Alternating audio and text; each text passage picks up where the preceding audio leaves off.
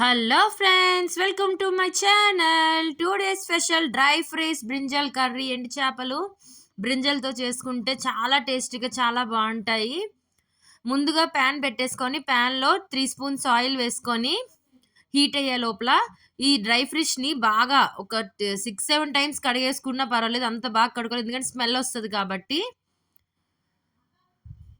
ఆయిల్లోని ఈ dry ఫ్రిష్ని fry చేసుకోవాలి. అందులో నేను ఆవాలు వేసేసాను మర్చిపోయి, అందుకని మీకు అలా కనిపిస్తున్నాయి, అందులో ఏం కాదు. డ్రై ఫ్రిష్ ఆవాలు వేసుకున్నాను, వేయాల్సిన అవసరం ఏం లేదు, నేను మర్చిపోయి వేసేసాను. మీడియం ఫ్లేమ్లో పెట్టుకొని ఒక 10 మినిట్స్ ఫ్రై చేసుకోండి, తర్వాత పక్కన పెట్టేసుకోండి.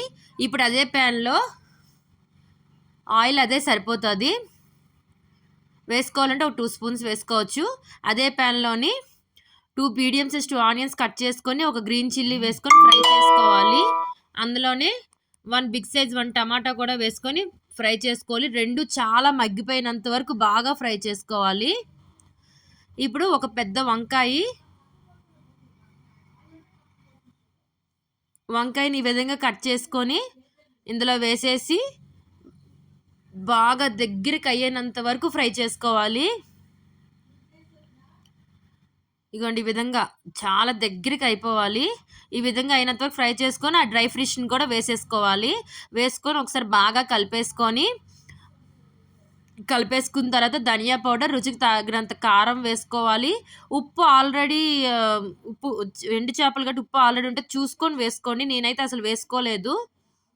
కొంచెం వాటర్ వేసుకొని బాగా కలిపేసి మూత పెట్టి మీడియం ఫ్లేమ్లో ఒక 10 మినిట్స్ అలా ఉంచేయాలి. మధ్య మధ్యలో కలుపుతూ ఉండాలి.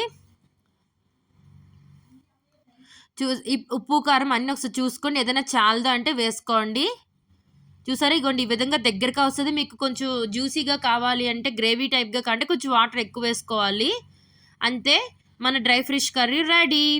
చాలా టేస్టీగా, చాలా ఎమ్మీగా, చాలా బాగుంటుంది. ఒకసారి మీరు ట్రై చేయండి ఫ్రెండ్స్, మీకు నచ్చుతుంది. చాలా సింపుల్గా చేసుకోవచ్చు. ఒకసారి మీరు ట్రై చేయండి friends. Thank you friends, please subscribe my channel, like my video. Thanks for watching.